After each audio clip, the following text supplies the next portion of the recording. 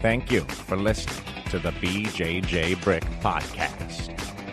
We'll be bringing you Brazilian Jiu-Jitsu and good times. We hope to flatten your Jiu-Jitsu learning curve, help you get the most out of your grappling ability, and meet your goals both on and off the mat.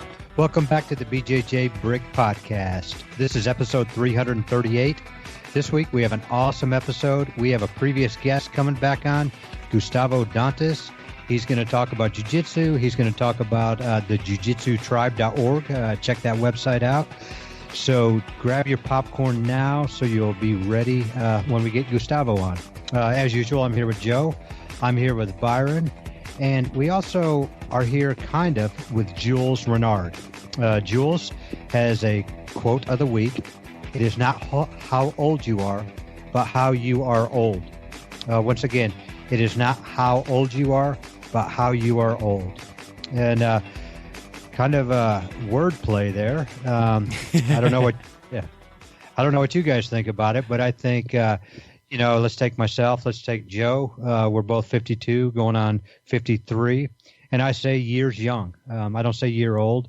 Joe and I, we act like I do. I can't include Joe in there. I act like I'm in 5th grade. But I try to stay young by acting young, by laughing. I think laughter is great. So I don't care how many years I've been on this earth. I don't know. I guess I see some people are 52 years old and, they go to bed at 4 or they go to the doctor every week. And I don't know. I don't want to be that person. I do jiu-jitsu to try to stay healthy. I work out to try to stay healthy.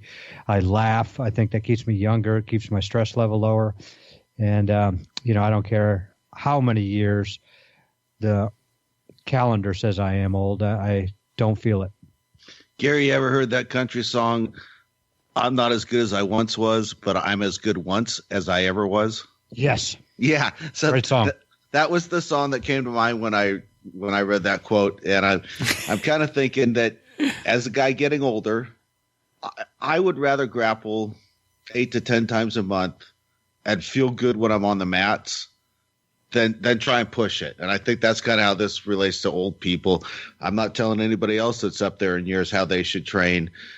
But for me, if I go in a couple times a week, I feel like I could be really good those 2 times a week. And I feel if I push it too much, then it starts to have a negative effect. I pass that point of diminishing returns. So that's kind of what I got out of this is as you get older, you need to find a way to be good at being old. It's not going to be the same way that you were good when you were young. So just to find a way that makes it work for you and you can be as good once as you ever were.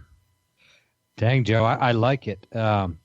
We had a conversation a couple weeks ago, and Joe was asking me how many times I trained, and I said, 2, maybe 3 days a week. And I really think I perform better at 52 years old 2 days a week. There are weeks where I'll go 5 days a week, and I think that's too much for me at this age of my life. I don't recover as well. I'm sore. And if I do go 3 days, I like to take 1 day kind of a soft training day, a lot more drilling or light rolling. But I like that, Joe. Not everybody is going to be like that. There are people who can roll every day. So Joe's not telling you not to, but for me to be as good as I once was, I need a little bit more rest. I need better nutrition. I need more sleep. Guys, this quote speaks to me a little bit differently. So it's not how old. That's because Gary and I are old, and you're not there yet. It's not how old you are, but how you are old. How are you aging? How are you doing these things? And on and off the mat, like, are you treating your body and mind? Are you eating healthy foods? Are you at a healthy weight? Are you taking good care of yourself? You getting a good night's sleep? How are you aging? And I look at this sometimes in jiu-jitsu. You go to Instagram or Facebook, and people are posting pictures of their hands all tore up from playing, these grip fighting games where it tears up your knuckles, or you're bragging. They're kind of bragging about the damage they're taking, or just having to ice themselves, this part of my body, this part, like I'm taking a lot of damage. And you know what? Part of that is real. If you want to become, a certain level of competitor, you have to endure some stuff like that. But you also need to think, how am I going to be when I'm old? And when you get to be like Joe or Gary, you're going to wish you took better care of yourself when you were younger.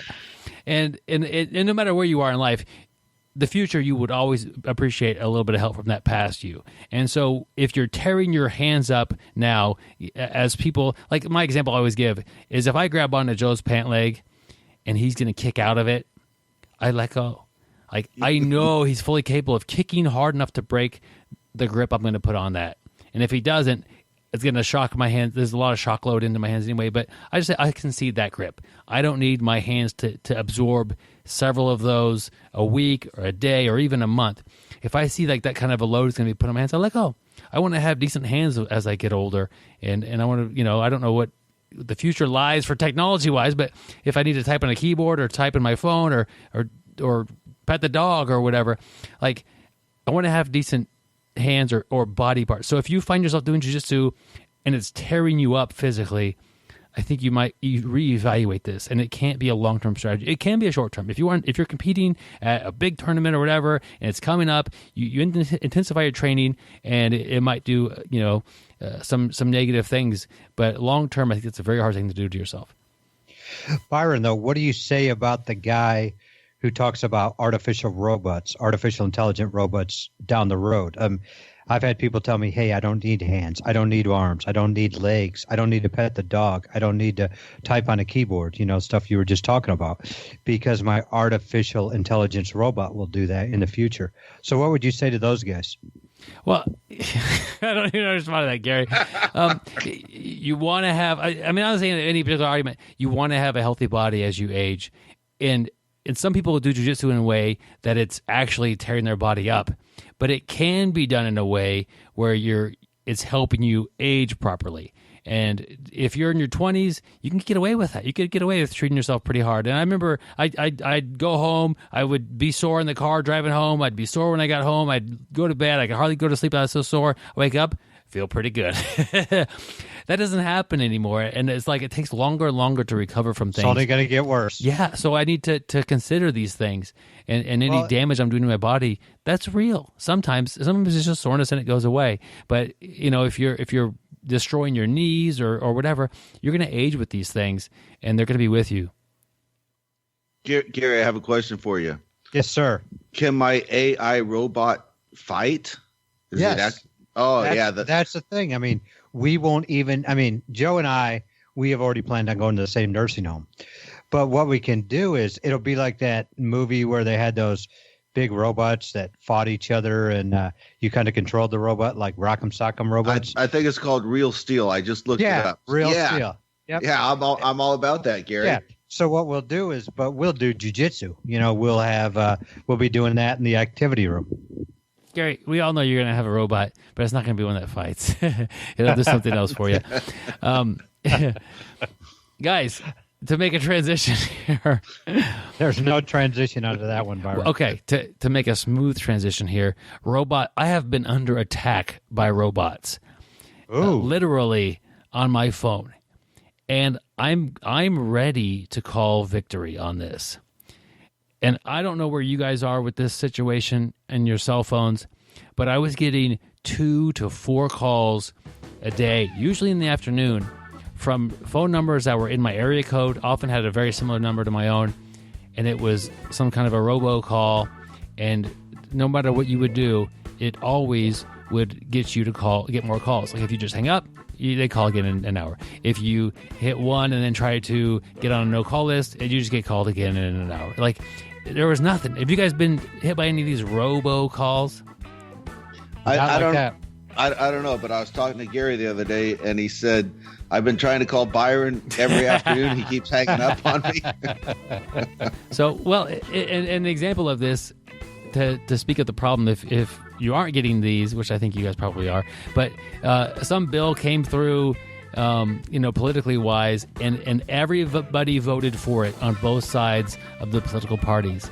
And somebody's telling me, it's like, oh, what bill was that? What are we agreeing on in this country? And it was to help crack down on these calls somehow that are coming from overseas. It's really hard to crack down on these things. I mean, it's kind of where we're at now with these technologies and able to make phone calls from around the world almost like they're local. But I've defeated this, and I think I could bring this lesson back onto the mat and give us an approach at Jiu-Jitsu as well for an off-the-mat lesson. Well, tell us how you defeated it. Okay. Just one day I was being a little ornery, and I had a really good time with this experience. So they call, and I hit 1 because I would like to ask to be off the list. The guy goes in, and he confirms my name. Baron Jabira? And I was already mildly annoyed. He butchered my name, which is not uncommon. Whatever. And I go, you got him. Like, real excited and happy. Like, this is, you got it, man. And then he went into his script about selling me some kind of, I think I was in trouble with my social security number or something like that. And I was like, man, I really don't want to deal with this thing. And so I waited for a pause in the conversation, and I go, sounds good to me. And then he went on to a little bit more of a script. And then he paused again. I go, you got him. And I started acting like a robot. I would when he paused, I would say like a 2 or 3 word response, oftentimes inappropriate. Like not inappropriate, but like it wouldn't make sense in a conversation. Like, absolutely, or whatever. And he paused again, and there was a bit of dead air, and I go, you got it. And then he hung up. And then I got a call again. I mean, I don't know how this went over the course of a couple of days. They called some more, and I was like, that was pretty funny. And I sort of just act like a robot. And after this, 4 or 5 days, I haven't got another call to do this anymore. And it's been well over a week. I think that they figured out that I have programmed some machine to answer my phone and waste their time. And they've taken me off any kind of a list they do have. And even if they do call me, I will have fun again, and I'll act like a robot. I can't do the robo dance like Gary or Joe, but I could impersonate one over the phone. To drag this back onto the mats, and I do recommend, if you're getting these calls, try that out and give it a few tries. It'll make you smile a little bit, and it really did work for me. But to drag this back onto the mat, if every time I try to pass Joe's guard, he's hitting me with a sweep. Every time I try to pass Gary's guard, he's hitting me with a Kimura. Maybe I should try a different approach. Maybe I should try a different pass. Maybe I should try to pull guard and have them try to pass my guard. Like, just take it a different approach. So I've been trying to get off lists and trying to be polite or just hang up or whatever it is. But this approach, a different angle entirely, seems to have worked. And so anytime you're kind of running into that brick wall in jiu-jitsu and it's just not working out for you, sometimes you have to keep trying and pursue the guard pass that you really want to work on and develop. Sometimes it's better to go around it and try a new way. Man, I think that's a great life lesson. Gary, I don't know about you, but I'm tired of the robo calls. So for the next week, from 3 to 7 p.m., I'm forwarding all my calls to Byron. I like the idea. I think that's awesome. And I have no clue. Like, who knows? I mean, maybe Byron's getting robocalled right now. We don't know. It can just happen all the time. Yeah, like I say, I don't get those calls now, or maybe not again in the future. It's kind of fun as well as you get these calls. I think what got me to do it was the old Home Alone movie that he had that tape record player of the bad guy in the movie, and he's like, he would say something like, "Yeah, I knew it was you," or "What are you doing looking at me?" or like, and it would scare the guys about it. So I don't know what made me decide to do that, but I thought it was it'd be kind of funny, and I kept doing it, and then they just quit.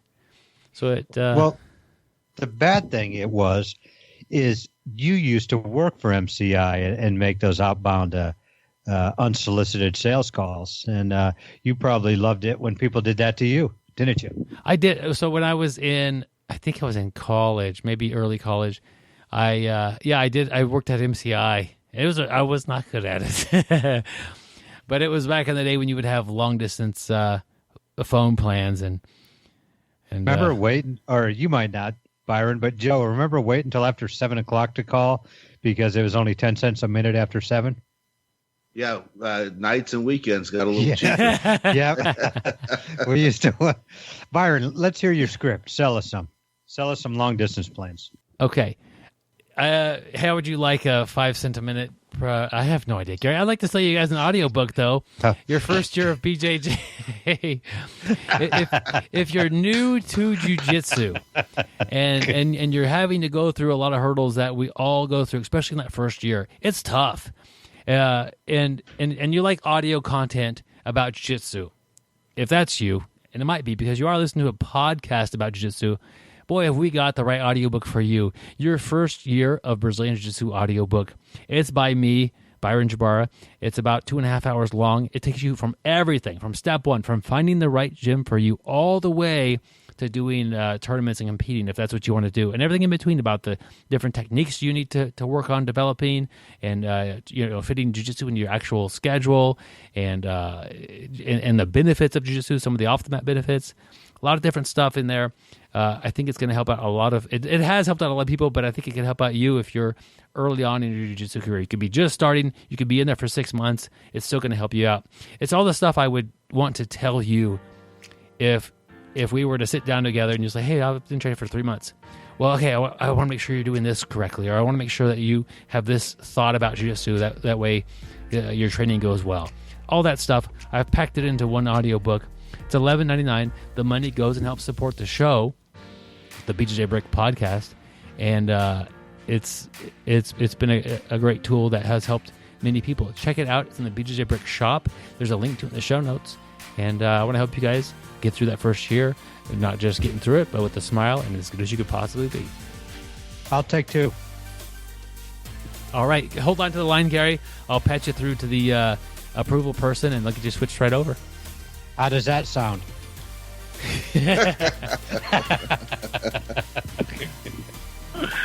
Oh, Gary.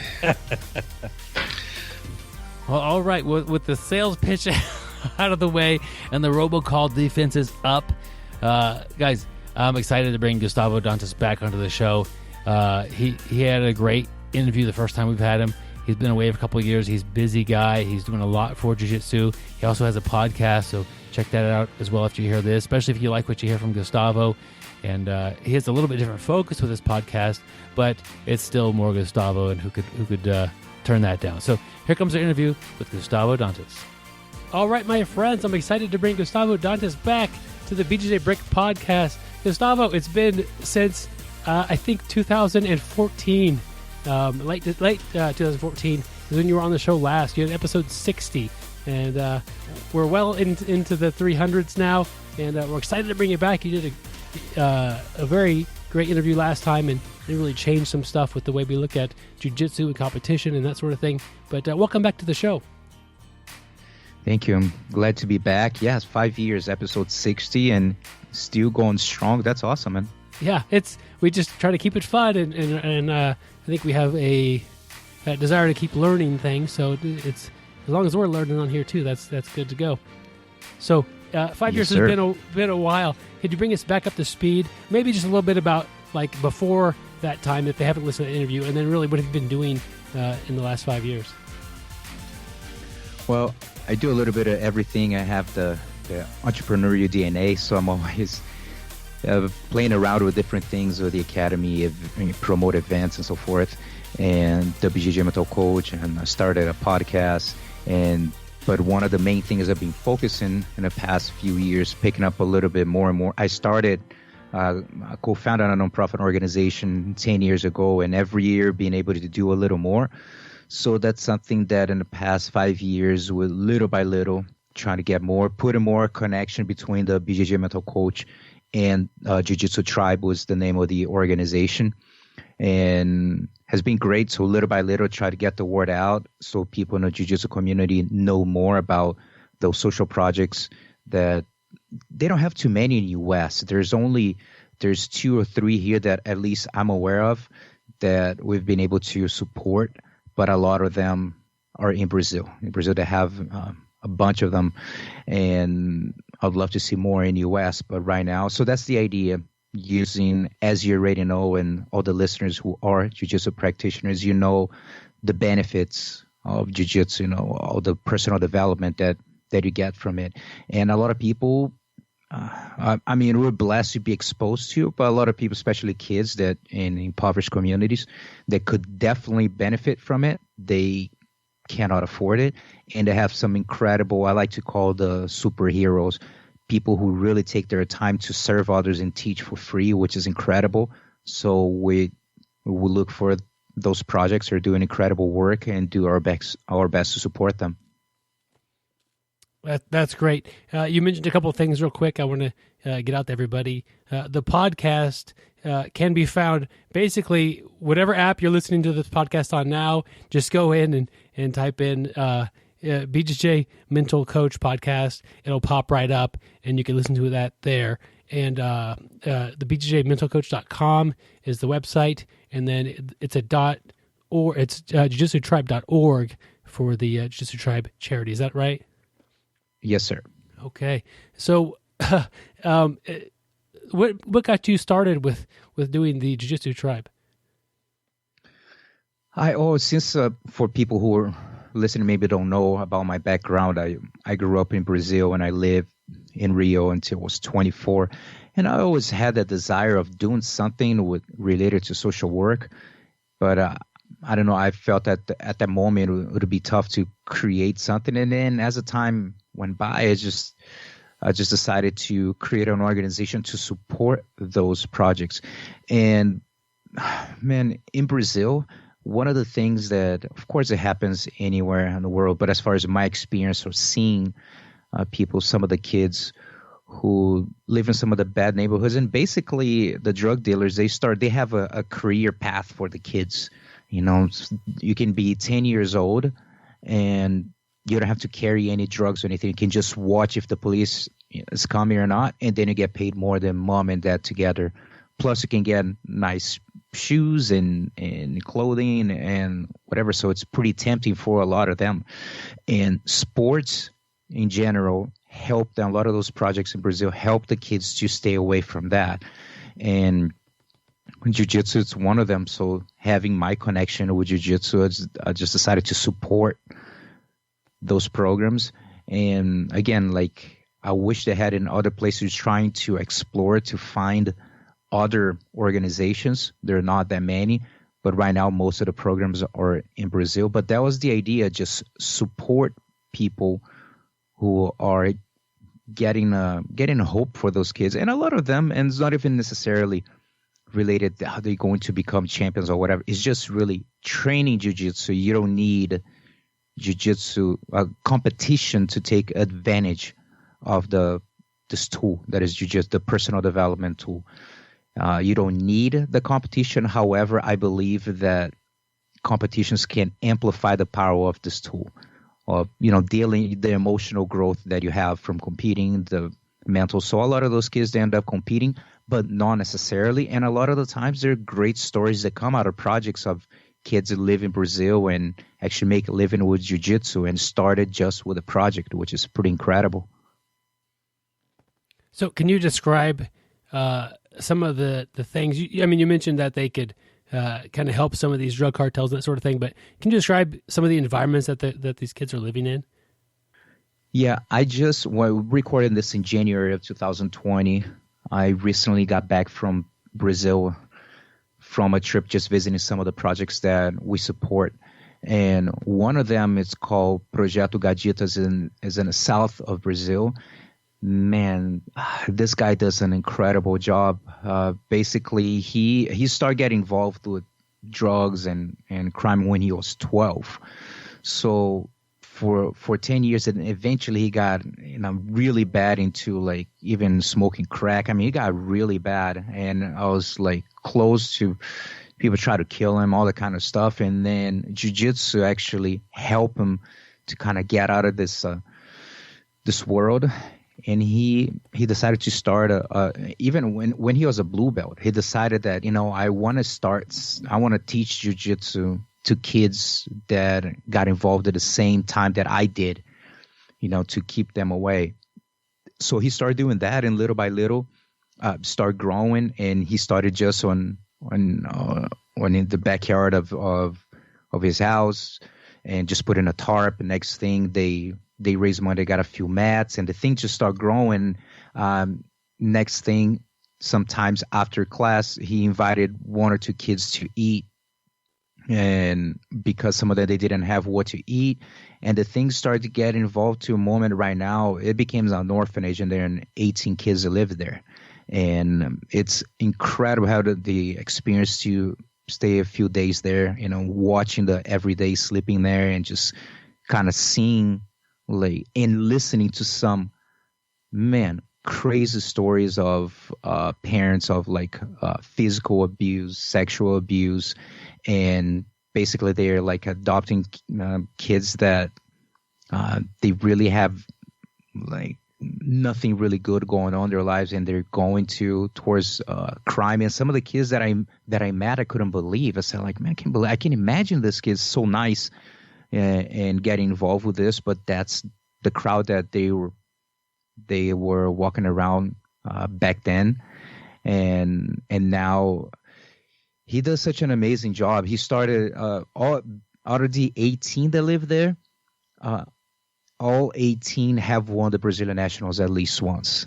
So besides that, that competition definitely got them focused on a goal and everything.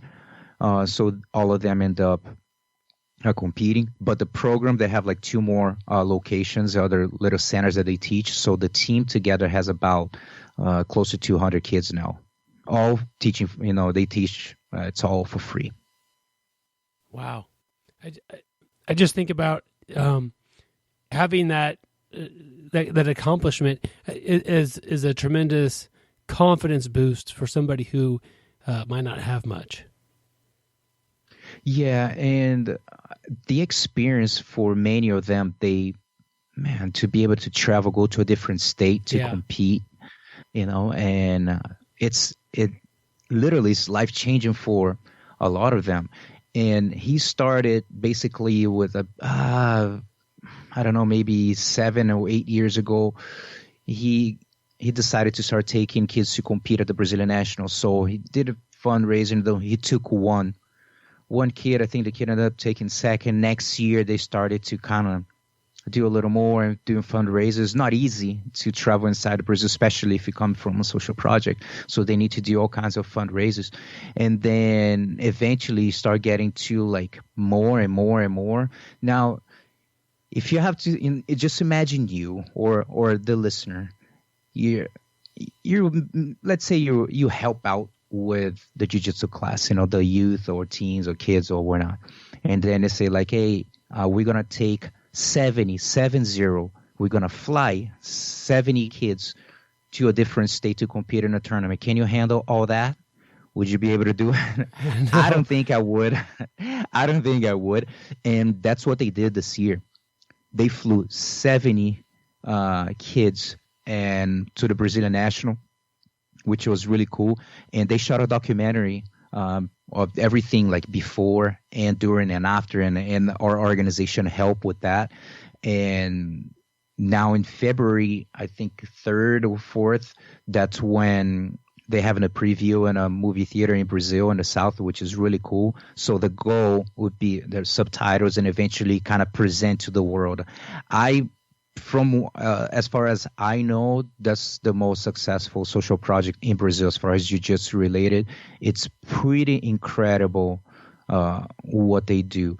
There's one kid got an incredible story that he started training jiu-jitsu and then got involved. His 2 cousins were part of the cartel and then kind of got hooked up with them, stopped training. And then eventually, long story, but eventually he was able to bring the kid back. One of the cousins died, the other one went to prison, and he offered him hey, get back to training. We're going to go to São Paulo for the Brazilian Nationals, just stay here. So he was kind of like, try to sell him to the trip, just stay here, train for a month. And the kid was already talented. And so they flew there. He ended up winning. And after that, there was kind of like the motivation that he needed. He never went back to crime or anything. Matter of fact, he just turned 18, just got his purple belt, and now he lives in Dublin, Ireland. He work in a restaurant. He's an assistant jiu-jitsu coach, and a kid that, man, had like everything to just like basically either go to prison or die. And then that experience of him flying for the first time, going to a competition, seeing everyone to get experience that, and got him a goal. And now and then 2019, that's when he moved there. So it's a pretty incredible story, man. Wow. Yeah. And now he's in Ireland. Yeah. So, and that was cool that a few months ago, Eduardo, which is who's the coach, flew first time he left Brazil. So he went there. The kid's brother went there to compete too, so they raised money to go there, kind of visit. Now the goal is to, like, little by little get them to be exposed to other countries now, because, man, he does a great job he finds tutors in the community to help psychologists or dentists that want to donate their time, students that, to graduate need to kind of offer their time. So they treat the way he treat the kids it's just incredible what he's able to do with not much support.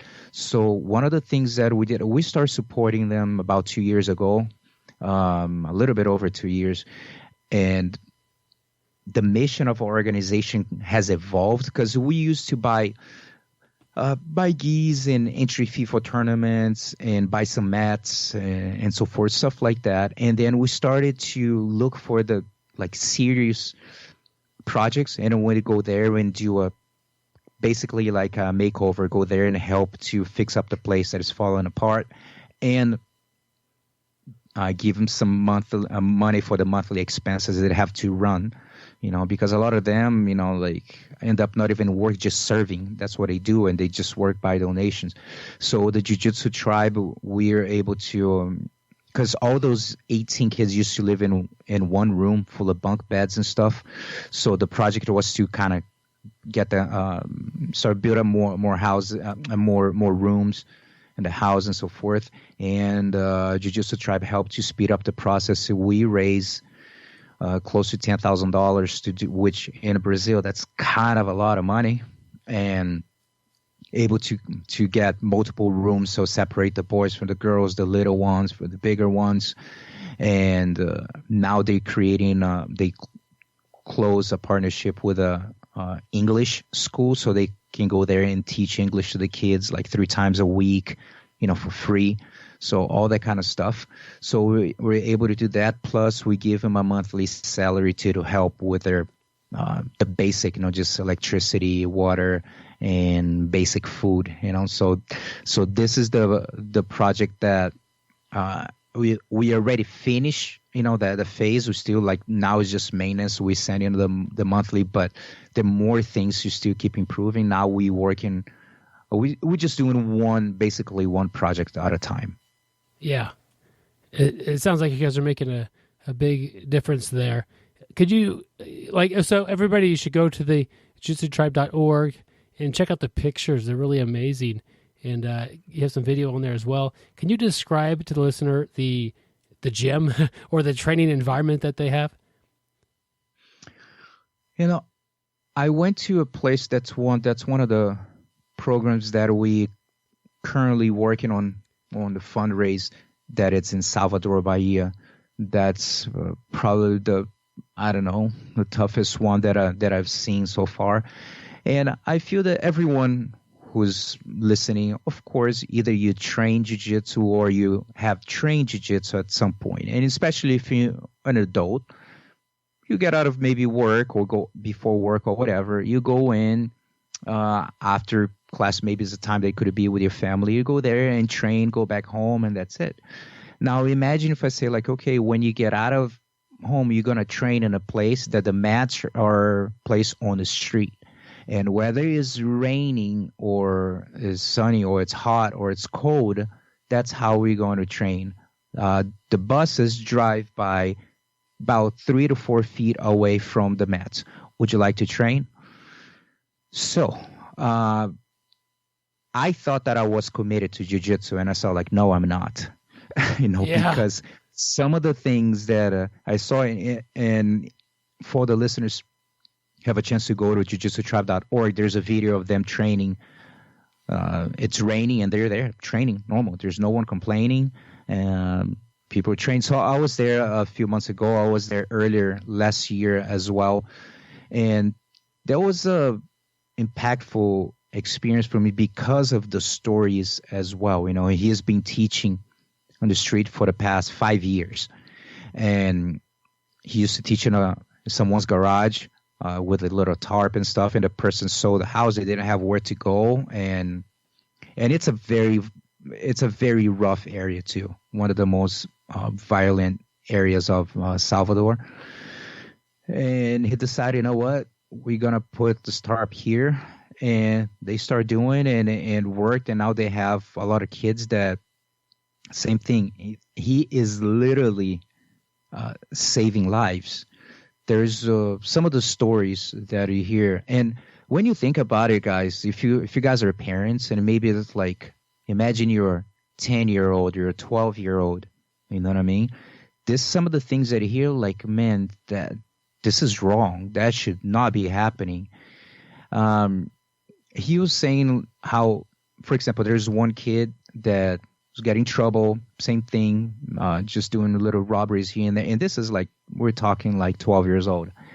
And then he started training jiu-jitsu, so he started doing less of those things, but he's still kind of friends with some of them.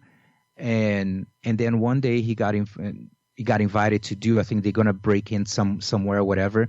And then the kid decided that he wanted to train. So what happened is next day, the boy went to Delio, the instructor, and said, yesterday, 2 of my friends invited me to go there to break in a place, and I chose to come to train, and they both got shot and died yesterday. This is like kids that we're talking. You know what I'm saying? So this is the kind of impact that guys like these are bringing to communities. You know what I'm saying? Like being able to bring, whether jiu-jitsu or soccer or whatever, people who are donating their time to make a difference. And they are. There's this other little kid. I think there's a picture of me with him on a website too. So he was telling me like, hey, you see that kid right there? He is a yellow belt. I think he's 12, 13 years old. And he said he got hooked up with the cartel. And basically he got to the point that he was delivering drugs and stuff like that. Well, the kid is that young, and then he started to play around with the drugs and start using. Of course, he doesn't have money to pay for it. And the cartel, they have no problem in killing kids just to set the example. You know what I mean? That you don't play around with. Wow. And he said, Gustavo, like 2 guys came here on a motorcycle, like, and they came here to kill him. Like I begged for his life, and usually they don't let this fly, and then they said, they never want to see him close by again or whatever, and then let it go. However, he said, like, I wish I could say that I saved, all of them, but I didn't. He said one kid because he teaches like, it's like, I don't know, maybe 200 yards from where the mats are placed. He lives really close by. And he said one of the kid was in the same situation, and they did a drive-by here, and they shot him like right in front of my house. I just heard the shots inside. Like, pop, pop, pop. When he came out, the kid was dead. And this is like, we're talking young kids, And so the sport can do that to keep them busy, to get them out in jiu-jitsu. Again, that's an incredible tool. And I feel that everyone in the jiu-jitsu community can help a little bit. I'm not even saying that it's Jiu-Jitsu Tribe, but help other organizations, any, I think, nonprofit that you can help. I think everyone can help a little bit doing something. If you connect, if you click with a message and really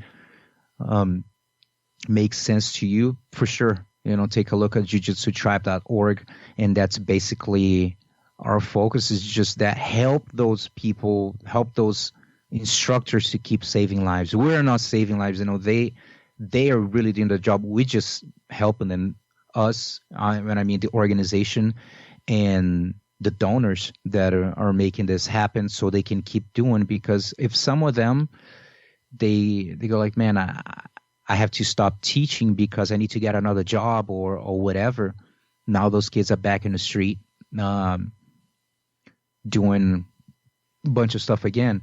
So our current project is we're buying a place to build a small little academy, which is just basically a bathroom and a mat for this project. So we're dividing 3 different phases. So we're like 50% right now to kind of buy the land, build the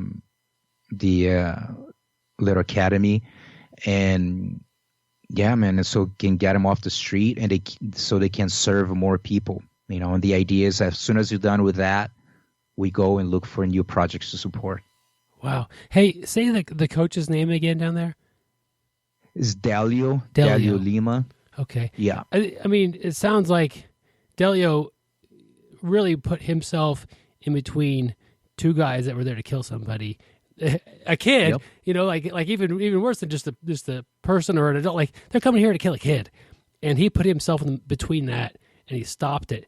Amazing. Like, it could have easily been they killed him, then they killed the kid. Like, absolutely. Wow. So they kind of like tolerate him, let's say this way, because they live in a kind of neutral area in a way, because it's like between like the 2 main cartels. So they kind of like in the middle, and they know that he's doing good. You know what I mean? He's not. They know that he doesn't make any money with that. They know that they, on that sense, they kind of like, oh, okay, we're okay with this guy. You know what I mean?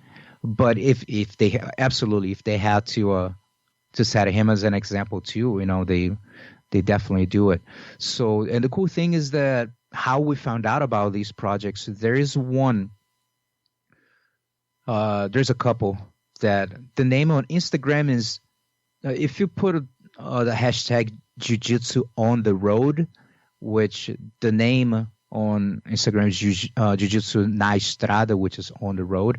So this couple used to work in the corporate world, and he just got sick of it. They don't want to do it anymore, and he decided to live in his van, and travel around the country, visiting social projects, shooting documentaries. So he does speaking engagements and stuff, and it's pretty awesome. So I found out about him, so I got in contact with him, and we became friends. We've been sponsoring him for about 2 years now.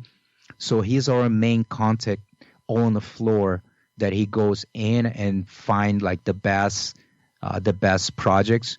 And the thing is too, like when we had the first idea of start doing the remodels and stuff, I said like, hey, what are the main candidates that we should look into it? And he said, Gustavo, the past year I travel and I visited 40 places. And he said, honestly, I can give you only 2 names. I'm like, dude, no way. 2 out of 40? I'm like, yep. And he said, like, there are incredible people doing great work, yes. But the thing is, you need to have a full package to run something like that, which means if you put a full setup for a person that it's already kind of always complaining, being the victim, no one helps us or whatever, there's a good chance they're probably going to end up running that thing to the ground. And all the money there is donated and everything going to crap. So the idea was, he's like, man, here are the guys that they're not complaining. They're doing regardless, no matter what they're doing. They're not waiting for help from the government.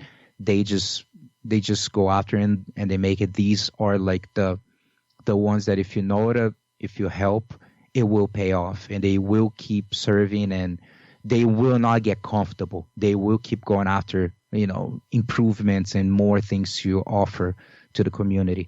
So even this process of picking who we're going to help, it's we've been pretty selective, because a lot of people get in contact with us like, hey, can you help us too? Can you help us too? But there's, especially in Brazil, there's so many projects that we need to really pick and choose who are doing an incredible job, and will continue to do that, because they do more than just teaching class. I mean, they go, maybe there's like parents meeting for the school, and he go there to represent some of the parents that will not go there.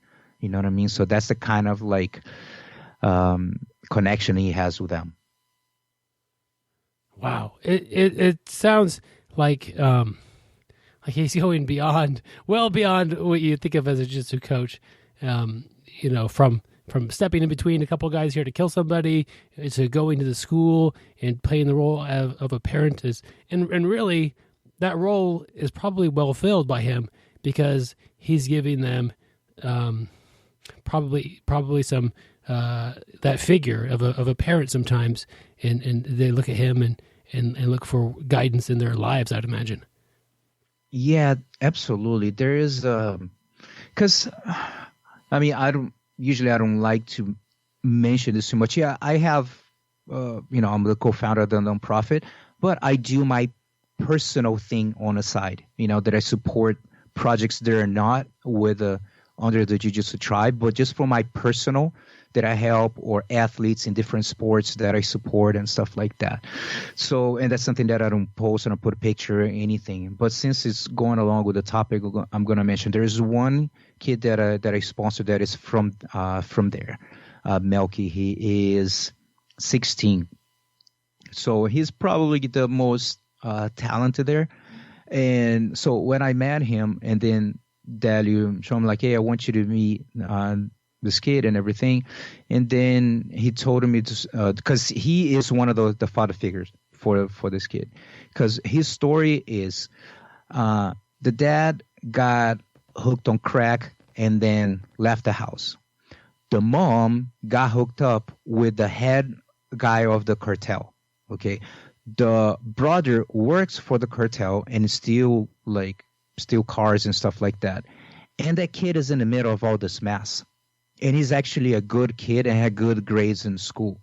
So, and competing in jiu-jitsu. So he's like in such a thin line to go like, okay, let's just go bad all the way.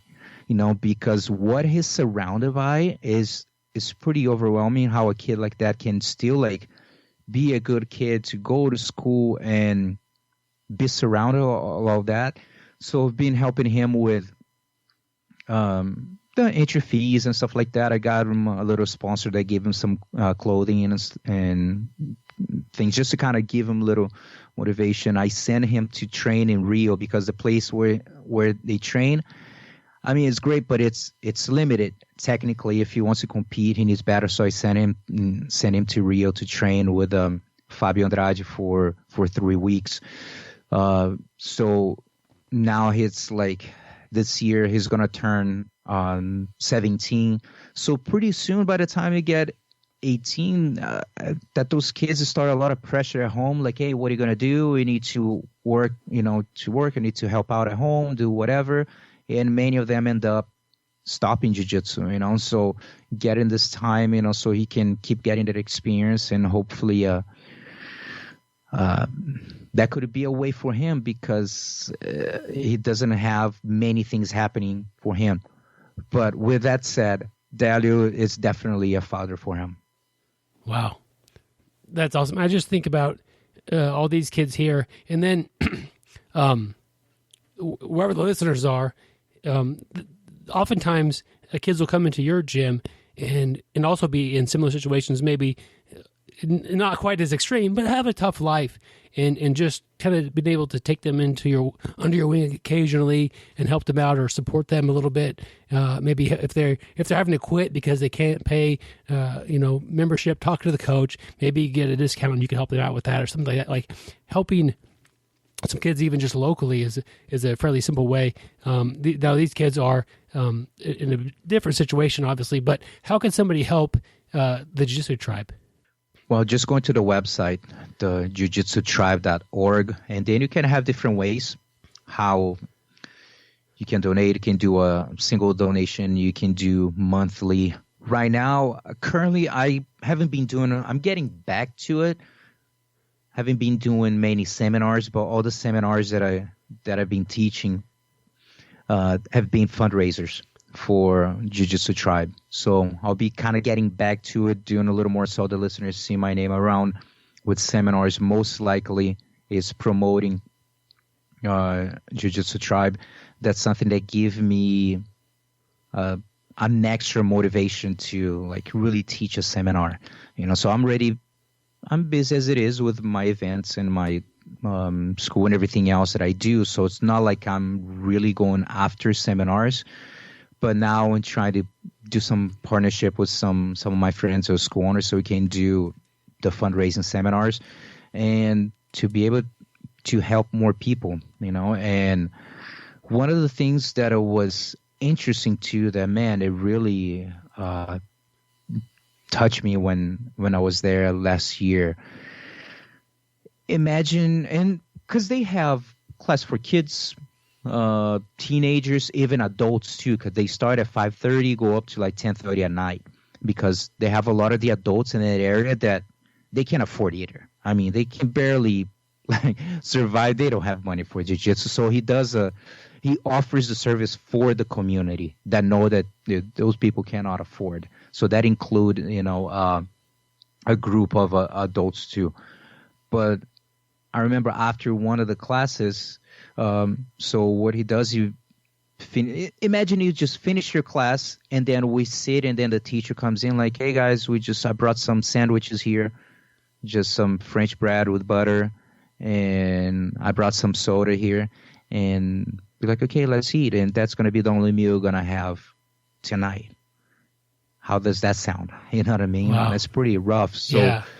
Me sitting there eating with them, like my heart was like really touching. I was, in a way, I was feeling kind of bad that I'm like, dude, I don't want to be taken from them, but they were stoked that I was sitting there eating with them. You know what I'm saying? So that was kind of like, wow. And they go there, and for a lot of the kids, for a lot of them, yeah, that's what they're going to eat that night. You know what I mean? And that's about it. So the guy takes from his own pocket everything that he does. It's really not many donations. He's just kind of go what he can, but of course, he doesn't have much money at all. But he still makes it happen, and all the kids are there are happy. Some of them have gis, some they don't. Most of them now they have.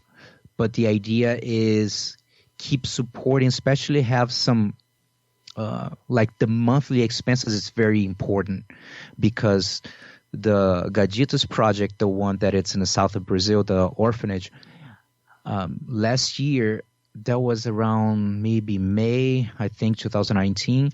So his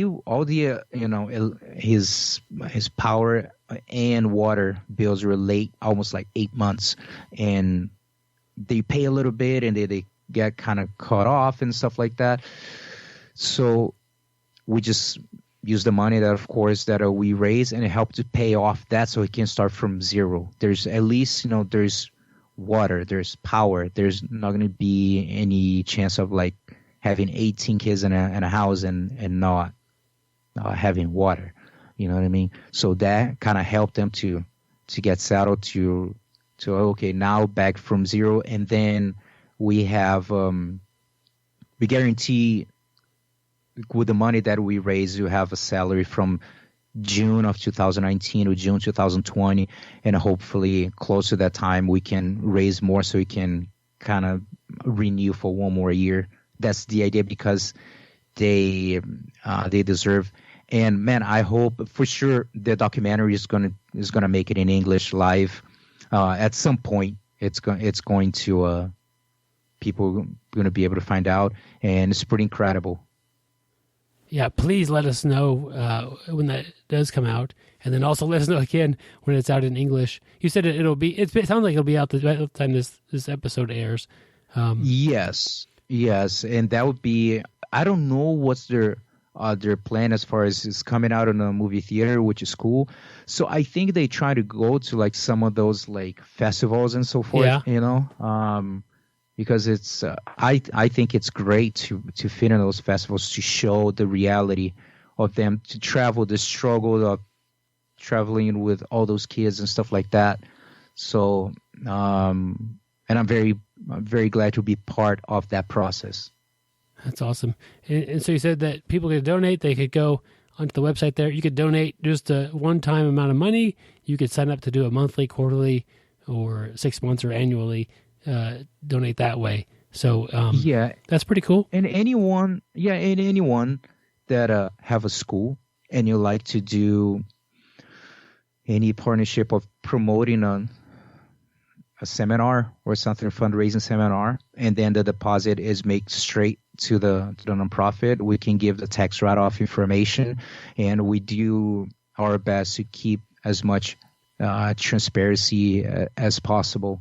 And one of the things that we do, another way that you can help actually too, is the BjjMentalCoach.com. So for people who don't know, I got involved with this about 10 years ago, with the mental coaching, and basically helping people to discover what is holding them back from performing to the best of your ability. So I feel that for all the listeners, if you have competed maybe a few times, I guarantee you that maybe at some point you left the tournament and said like, man, that was not me there. I don't know what happened. I did not perform the way I do at the academy. So that is a very common, if it never happened with you, good for you, or maybe you haven't competed that much. But we all sometimes going to have some bad days. And the program is just to try to help to find out like what prevented you from being your best self. And very often, many things that prevent you from being your best self on a mat could be holding you back from performing to the best of your abilities in life, in your personal and professional. And through competitions, I discover a lot of my negative patterns, and I believe that every single one of you can discover too if you really investigate. So with that said, I create a few products. I have some free ones. I have some paid ones. I have some paid online courses.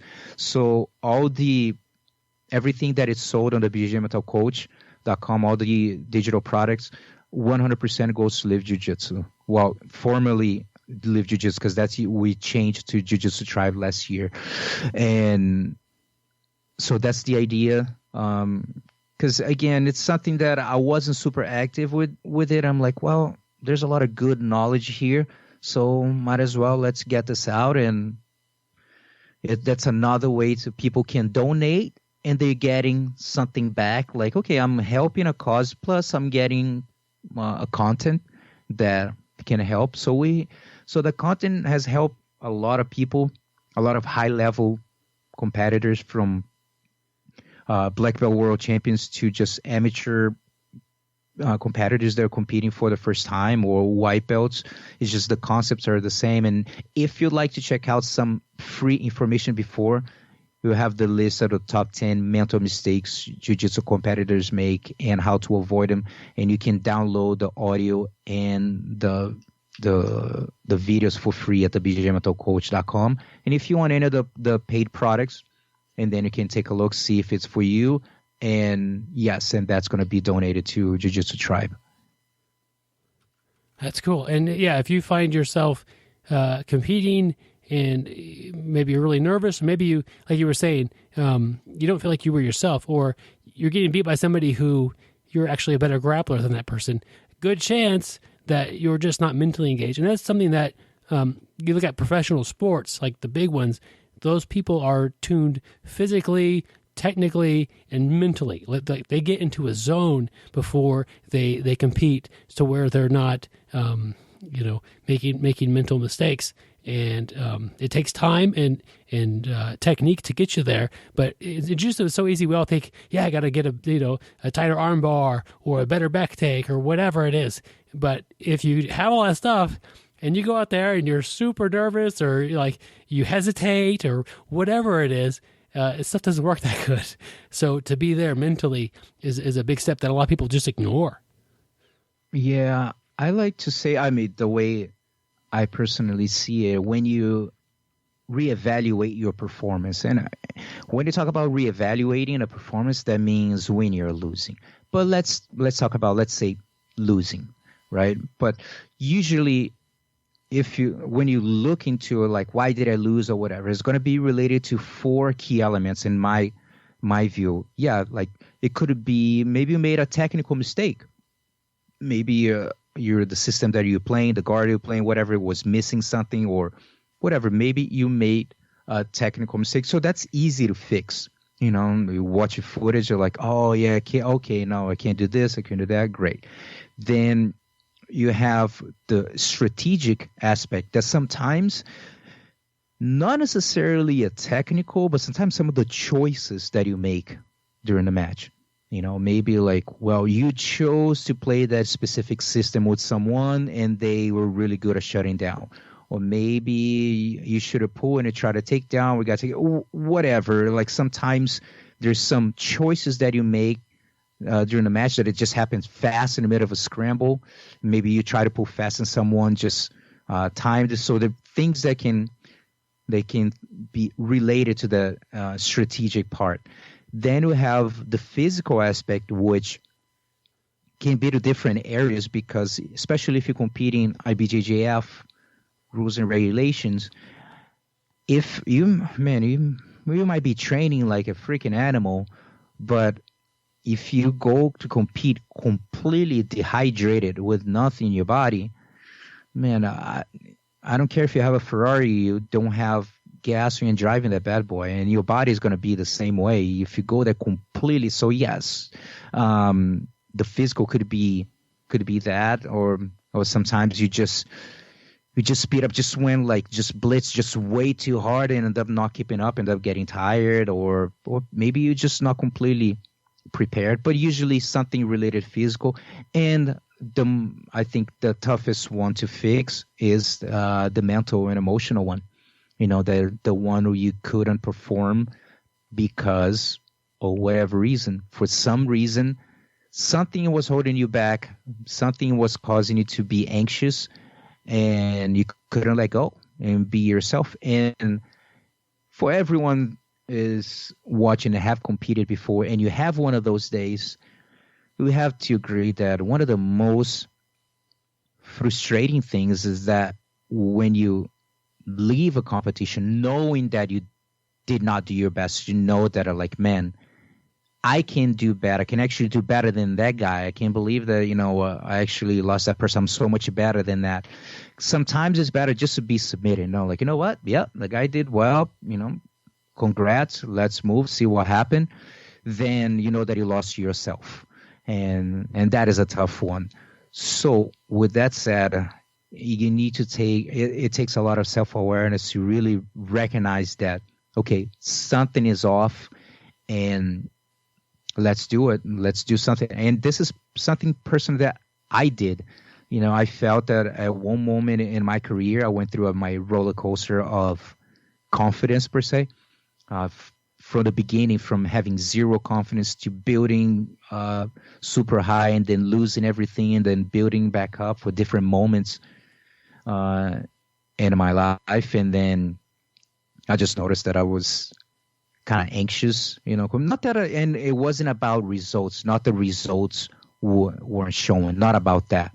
I don't know, as you get older, you start questioning a few things, and I'm like, man, I just don't like how I'm feeling. I don't like that anxiety.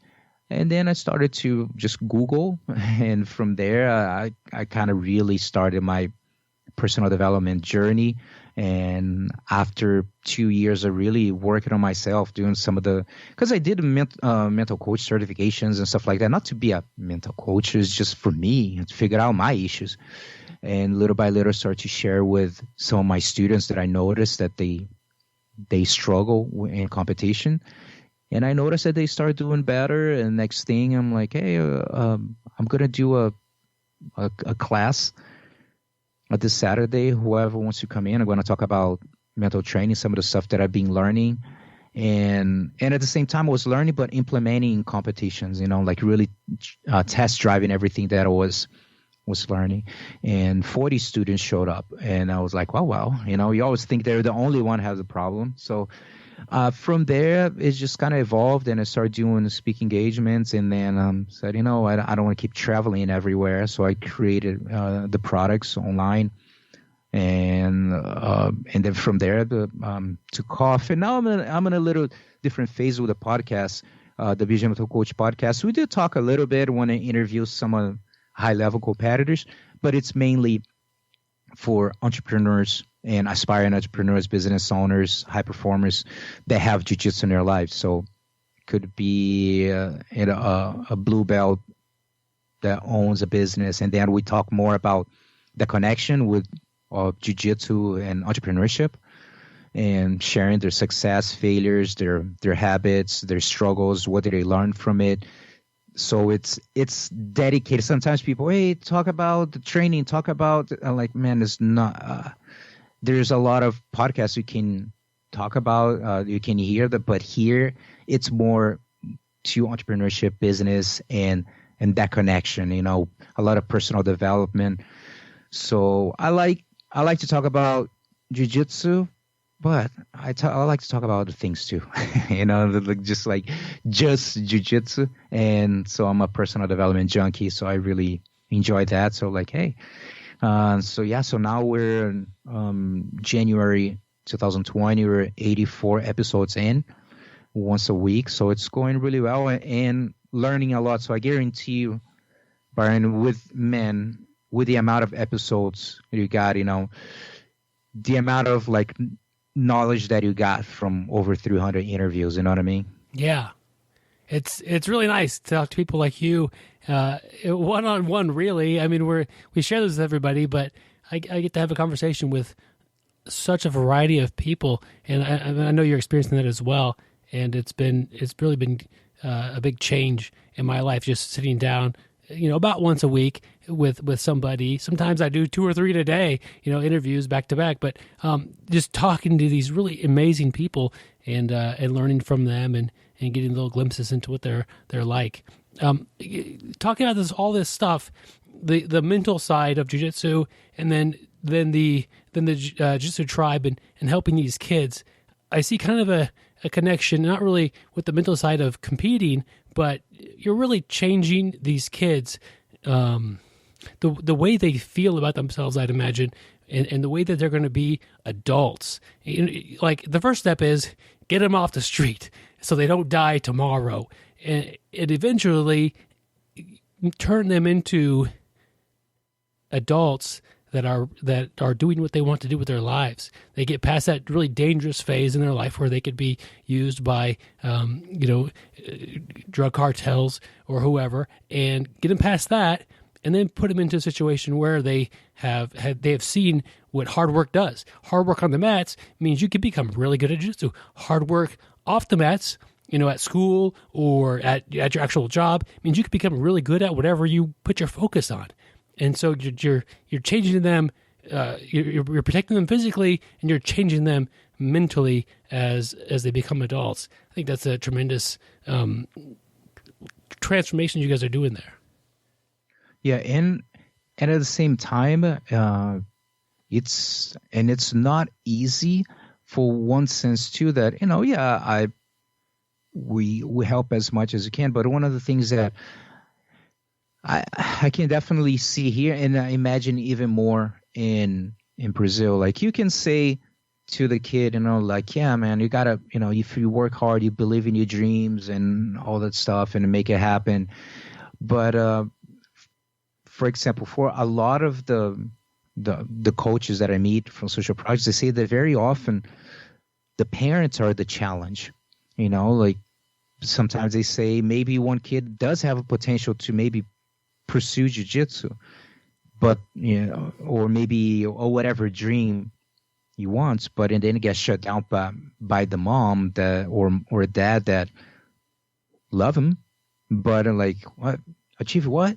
No, you need to get a job here, you need to do that. Now this is like, that doesn't work, kind of shut him down, so that's kind of like pull and push there, that sometimes he's motivating, but some of the close-minded parents there, it's kind of like this is not fantasy world, that this is reality, you need to get a job. They don't believe that good things really can happen, and that's just the way they are brought up, and they're trying to repeat the cycle. And I think those teachers are trying to do is see if they can break the cycle somehow, but it's a big battle. So sometimes people ask me, Gustavo, are you going to create any products for kids? And usually I say no, because if I create everything that I try to do, I need to find a way to connect with the parents. I need to change the parents' mind, not the kids. They're going to listen to who? To me or the highest authority? Whatever the highest authority mom and dad said, that's they're going to stick with it. So it's more like try to change the mind of the parents, and then with that, maybe like, oh yeah, and then they can pass the message. Because if not, it can be pretty challenging. Yeah, you almost need to make a product. Your kid started jiu-jitsu. How to be a good parent with that, and yeah, because that's a good idea. Like, product for kids helps a little bit, and then the parents have a bad attitude towards jiu-jitsu, they're gonna stop doing jiu-jitsu. There's nothing that the kid can do about it. I mean, if the parents say no, yeah, there's It's hard when we talk about kids training, and possibly when competitions get involved, and you got some of the intense parents that they need a kid to win so they can go to work and say like, hey, look at what my kid did. My kid is awesome. And so he's freaking out when they lose, because now what he's going to say at work, so he's trying to live his, I don't know, a lot of their frustrated dreams through the child. And unfortunately, this happened, and that's when you see some of the parents, they yell, I cannot even have a word for that, but like so many like stupid and mean things to kids when and this is not just jiu-jitsu, any sport. Yeah. That, or you suck. I mean, things that people say like, dude, because, maybe they just, they want a little trophy. They want to tell, their coworkers, look at, my son, this and that. And then now they're losing, like, you're disappointing me, making me look bad, So that's a tough one. That's a tough one to deal with some of the intense parents. Yeah. In reality, you look bad by being mad at your kid when they didn't win. Yeah. Yeah. So we've talked about quite a few things. You also have, you said, you're busy, and some of the things you do are events. You have a competition there in Arizona, is that correct? Yeah, I've been promoting for 20 years now. Wow. This is our 20th year, and we're just rebranding the organization to the Arizona Brazilian Jiu-Jitsu League, and trying to put more connection with Jiu-Jitsu Tribe as well to start. We're promoting, but little by little, and we want more and more to find different ways to do fundraisers through the competitions. So the competitions started when I moved to Arizona in 2000. And one of the things too that with the competition, when people ask me why did I start promoting, I learned this quote once that said, "Let your irritations inspire you." So I feel that everyone that is listening, maybe there's something that something that really annoyed you, like, oh man, this really annoyed me. And then maybe a service or something, and then either you just complain about it, or you said, you know what, I think I can do something better. I'm going to do something about it. So that's the case of letting your irritations inspire you to do something. If you don't like something, you do something better then. So, and that's what happened when I moved to Arizona. The competition scene was non-existent, basically. And there's one promoter in town that was it's just it not only didn't have experience, but you know what I'm talking about when people are not doing it for the good reasons. You know that it's just trying to get the money, and that means disrespectful to competitors, spectators, to everyone. And I went to 2 tournaments and said, okay, this is a pattern. This is not going to change. The third tournament is going to be just like that, and I want to see my students competing. So I did an in-house tournament. 40 people showed up, and for 4 years, I did in-house tournaments. And after 4 years, we broke 100 people, which was actually 116 people. So we're talking like 2004, close to 2005. So nowadays in Arizona, yeah, we have a lot more. But back then, break 100 people in early 2000s, that's kind of huge win, you know. And then I ran a small little gym, and then did the first tournament out of inside the school, and there was 150 people, and then start growing. Now we have basically from 40 in a year, now we have 4,000 competitors a year, and 6 events a year. We have some different events. We have some that is just kids, one is just female, we have one that is just masters, have an OGI, have a novice, and they have the 3 main big ones for all the divisions. But in all these years, preparing people for bigger tournaments, because we do IBJJF rules and regulations. And one of the things that a lot of people, and I mentioned at the beginning of the interview, I'm not as involved in competition, going myself competing or even going to tournaments. I haven't gone in a while, but I do believe in the power of competition. Like I said, Jiu-Jitsu is an incredible personal development tool. You don't need competition to take, yes, of course you're going to feel more confident, better shape, raise your emotional resilience levels. Yeah, there's so many great things. When you put competition to it, it just amplifies the power of the tool. The emotional resilience, yes, now even more, because now dealing with your emotions, performance, expectations, and now that how can you perform in an under pressure environment? And how well can you transfer all this experience to your life, to your business? So that's why I'm a big fan. I think everyone should compete at least once, just to go through the process. And I think if people have competed before, I think you can agree that you get to learn a lot about yourself in competitions and in under pressure situations. So that's why I'm a big fan. I inspire people to compete. I'm like, man, go for it, but go for your own reasons. So one of the things when I look back, man, I've been doing jiu-jitsu for 30 years. So more than half of my jiu-jitsu journey, it was heavily outcome based. The 90s and then all this just like win. You gotta win the gold medal. And as I start getting older, I start to reevaluate things. You know what I mean? And I start competing for other reasons, about the internal challenge, the emotional challenge, and it started to become more fun, let's say, to compete. I started to perform better, enjoy the competition better, and that's the concepts that I do my best to share with people. It's and a lot with the BJJ mental coach. It's when I was young, it was like I used to mix my image of me as an athlete and me as a person. You know what I mean? And that's the number one thing that I tell my students and everyone who's listening. Don't mix up you as a competitor and you as a person. Winning or losing a tournament, a event, a game is not going to make you a better or worse worthwhile person. And for the longest time, especially when I was younger, and I did. If you win, yay. My self-esteem is great and I'm awesome.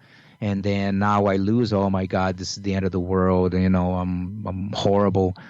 And just to understand that it's a game, it's a sport. And this not winning or losing not gonna define you as a human being. And that helps to take a lot of pressure from people. And that's sort of all that I wish to my students or anyone who's listening and supports the BJJ mental coach movement, that I like to say, because it's more an idea that I'm sharing of, just do the best you can with the tools and knowledge you have right now. So when you go to a tournament, I tell them my goal is for maybe Monday. I see him, ask, how was the tournament? How did you feel? Because if they say like, man, I felt great, I competed well, but I made a mistake and I got caught or whatever. But at least you're at peace that you did the best you could, So not like, how was it? Nah, man, I froze up. I was tense. I'm like, now it's like, do it again. Do it again to really start to overcome that fear. And you got to put yourself out there to do that. You got to be consistent, because if you start developing, very often people start developing the fear of failure in competition. Next thing, they have fear of failure of accepting other challenges in life. And this is just good, that keeps you on your toes of like always challenging yourself.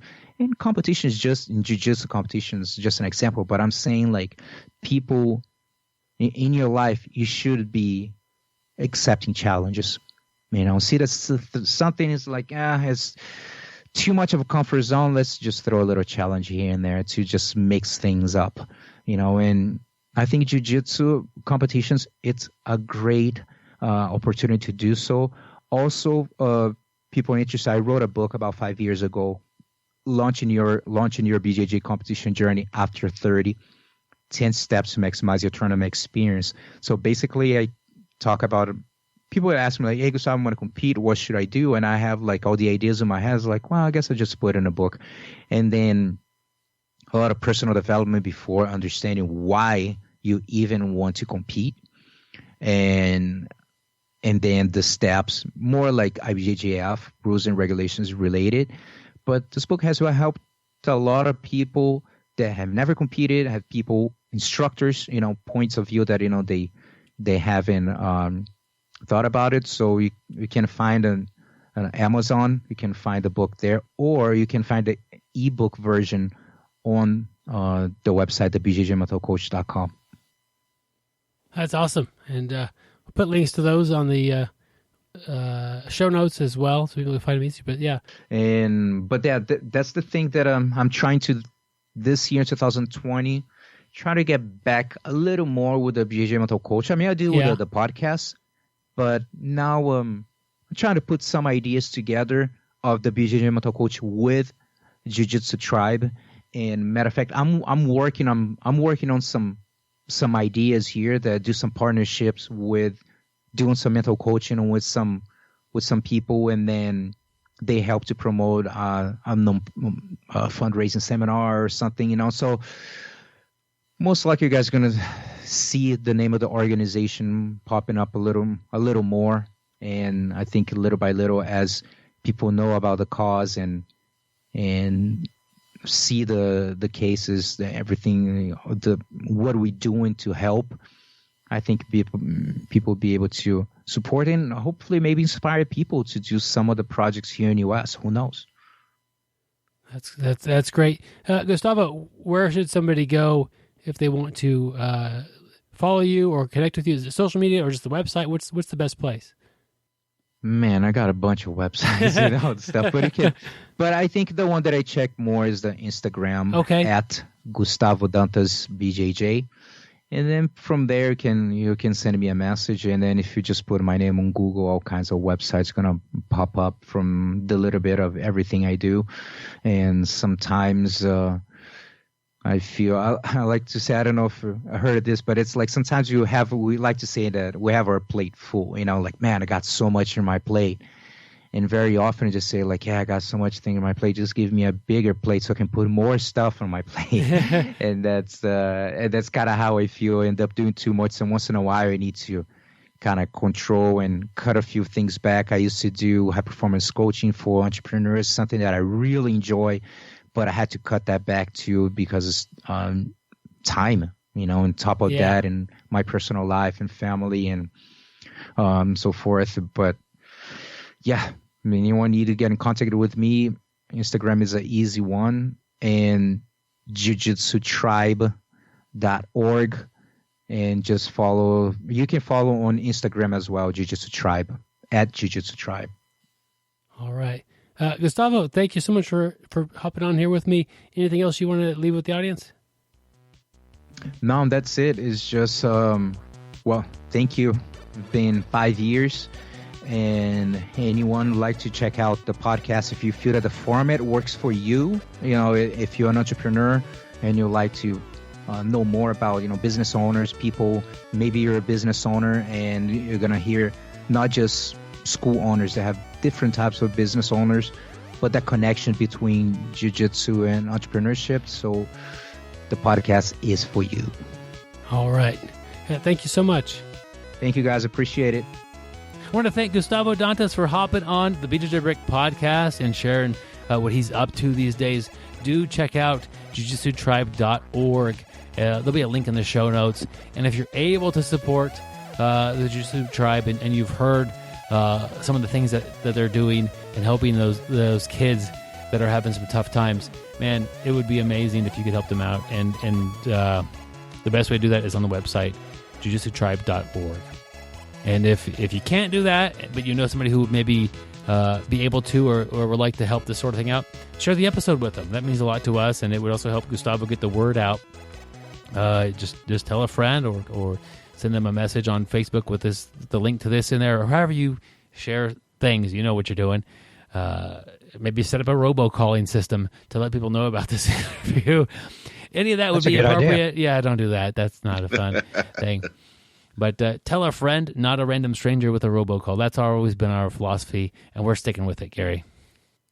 A few weeks ago, we had Avery Clements on the show from Jiu-Jitsu Times, and happy to have an article from her and kind of get some of her content back on the show. So if you missed the interview with Avery, check it out. It's a couple episodes back. This article, it is on JujitsuTimes.com. It is I'm blank and blank. Should I train jiu-jitsu? So it could be, and she explains it could be anything. It could be I'm old, I'm fat, I'm short, I'm tall, I'm busy, whatever your excuse is. I'm this and this. Should I try jiu-jitsu? Yes. Absolutely. Yeah, it's just that's a short answer.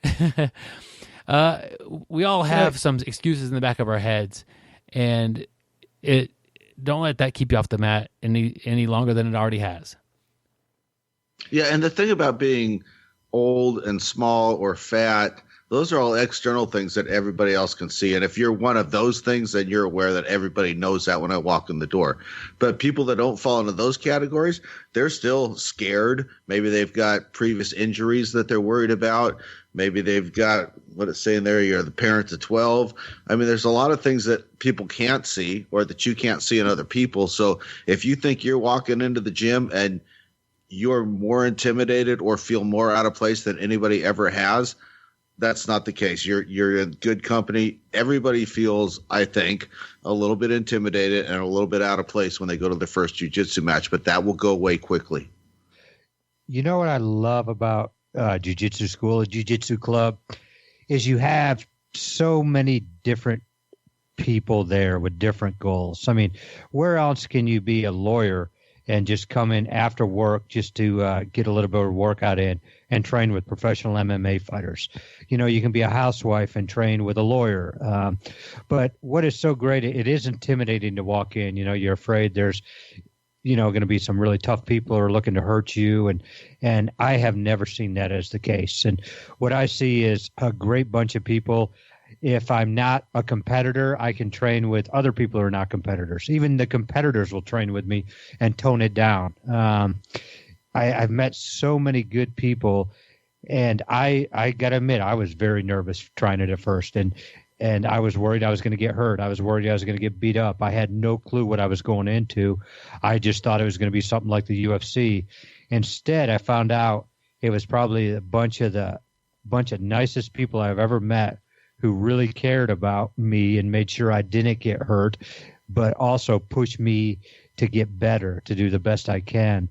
And, I've made friends for life. And I'm not saying that I've made myself. When I talk about jiu-jitsu, I'm not saying, I've turned myself into a stone cold killer. When I talk about jiu-jitsu, I say I've made friends for life and I've had fun.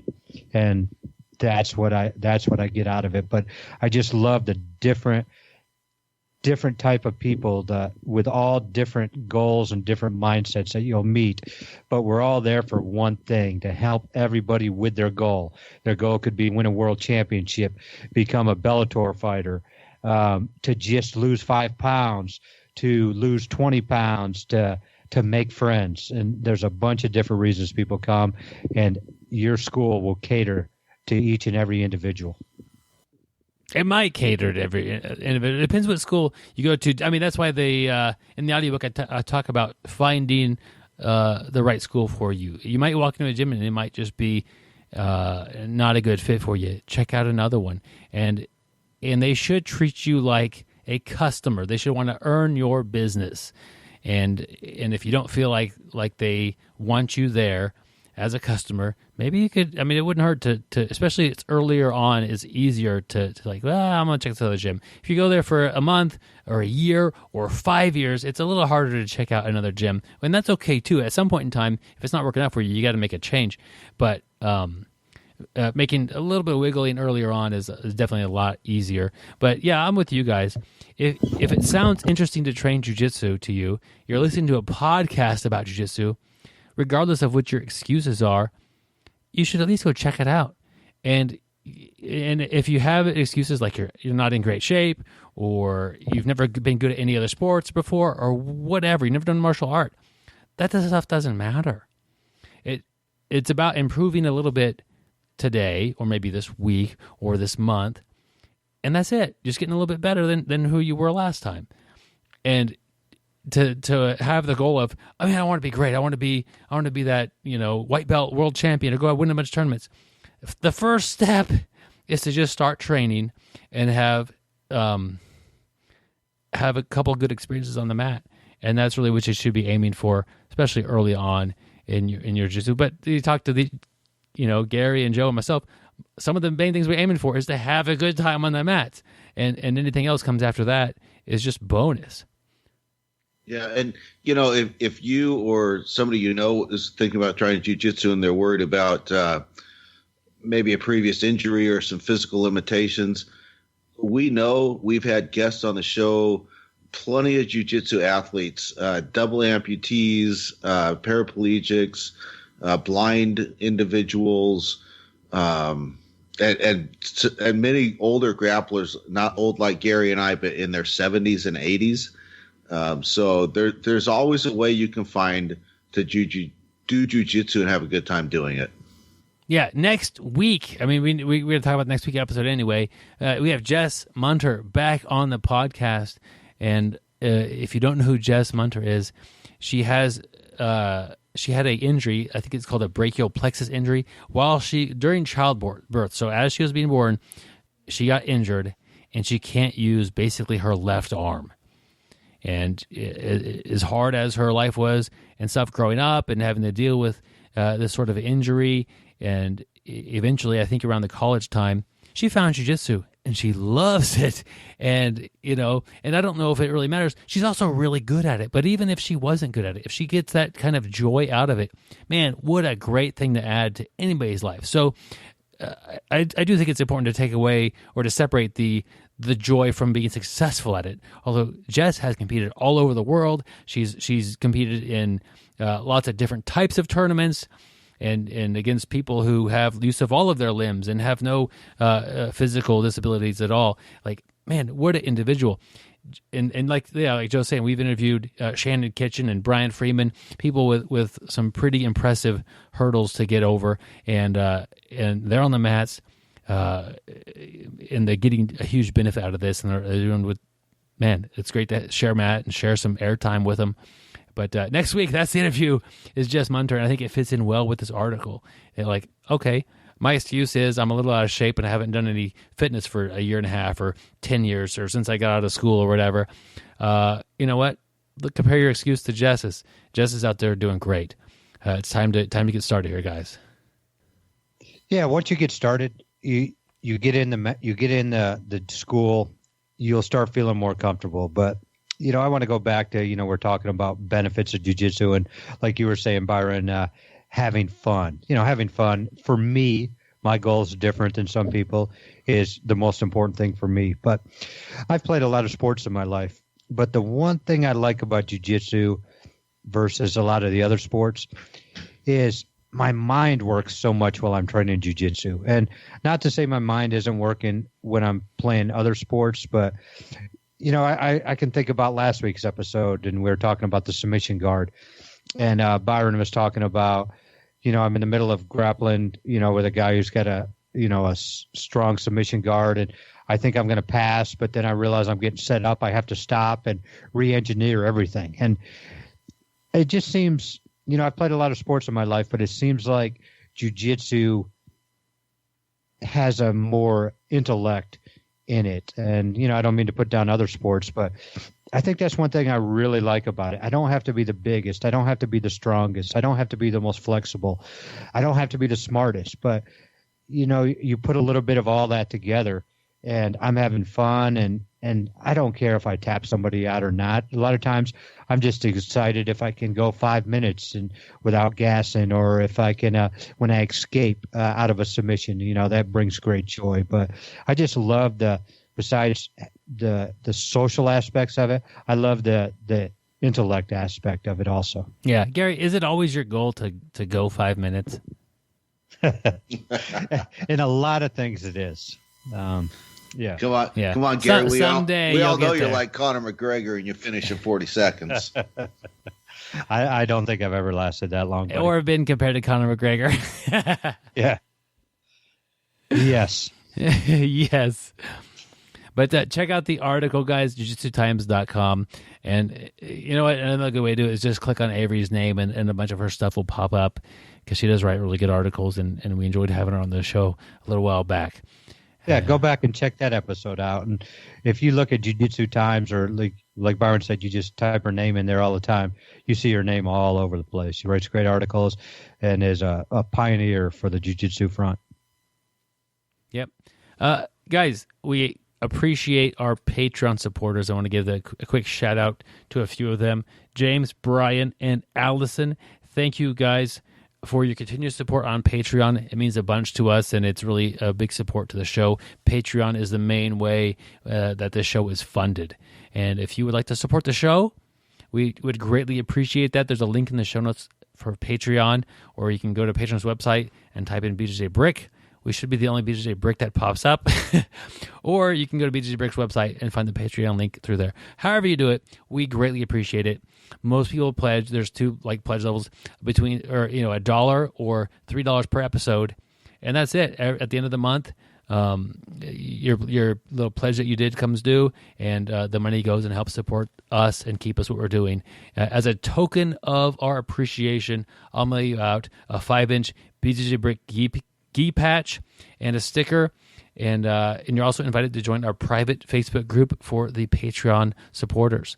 If you are already on Patreon and haven't joined the private Facebook group, send me a message, bjjbrick@gmail.com, and I'll get you added in there. If you have any message you want to send me in general, a question for the show, or anything that you have for us, bjjbrick@gmail.com, or message our Facebook page. So we have a public page, BJJBrick. Send us a message on there, and we'll be happy to have fun with you and chat with you there. Oh, and before we let you go, we got to let you know, in March, Joe, what's the date? March 7th. The location is Lake Jackson, Texas. You going to be there, Byron? I guarantee it. Unless I'm in the hospital or something crazy happens, it's going to be me and my coach, Jake Fox, teaching basically 2 seminars in one day. We're calling it it's kind of like another BJJBrick camp, and it's going to be a lot of fun, a lot of technique. I'm going to come out there and show you guys some of my favorite ways to take the back and how to attack once you're on the back. I think it's something that needs more work in jiu-jitsu. It's if you look at it on paper, it's the most powerful position in jiu-jitsu is the back. We need to get there as much as possible, and we need to have good, clean finishes once we're there. And I'm going to share that with you guys. It's been some stuff that has been really good for my game. And Jake Fox is going to... I trained with a guy named Jake Smith and Jake Fox, usually on the same day. And I always call the other one the good-looking Jake if I'm talking to one of them. Anyway, but I almost said Jake Smith. Jake Fox is going to be there showing you a series of passes from leg drag that are going to lead to the back. Unbeatable combination. Ooh. So it's like you're going to be in someone's guard, you're going to pass the guard, take the back, and then work for the submission. And that's really what we're working on there. We're pairing up. We've talked about it. We've planned these 2 seminars. We've got them to match up perfectly. And man, I'm excited about this chance to meet our listeners down there in the Houston area and spend some time with Joe and have some good times. I think we're doing a barbecue or going to the beach that evening as well. Man, we're going to have a good time, Joe. Yeah, we'll have an hour intermission and between the 2 seminars, and there's acai at the gym. Ooh. And our everybody that comes to the seminar, they'll get 50% off on an order acai if they want to have that for lunch. And then afterwards, we're going to go to the beach and have a barbecue and just have a good time. Yep, and we can watch Joe shoot off some signal flares that are rated for, seaworthiness to be seen from hundreds of miles away. Well, Byron let's not do that. Byron could put out the fire if he has to. But, hey, I want to chime in here real quick. I have been to Byron's back seminar, and I'm not just saying this because Byron is a teammate, a trainer, and a podcaster with me. But I really got a lot out of his back control seminar. I did back control with him, but it has changed my back attacks. You have to control them first, and so I highly recommend it. And also I want to say I think Jake Smith is the good-looking one, not Jake Fox. That's funny, especially when you're not talking to. You refer to him as the other Jake, the good-looking one. Yeah. But thank you for the kind words, Gary. I'm excited to head down to Texas here in a little bit. Well, guys, I've had a great week. It was awesome to get Gustavo Dantas back on the show. He never disappoints. Check out all the links in the show notes to support him there. And he's doing some great work, and I'm really proud to have him back on the show. Until then, my friends, get rid of those robocalls. You can do it. This method worked for me. And if it does work for you, I want to know about it. Send me that email at bjjbrick@gmail.com and tell me how you defeated the robocalls. Same submission that I used. But until then, stay sweaty, my friends. And don't forget to shower. Train like a robot and get better at jiu-jitsu. Hasta luego. Thank you for listening. I hope you find the time today to roll. After all, the best way to get better at Brazilian Jiu-Jitsu is to do Brazilian Jiu-Jitsu.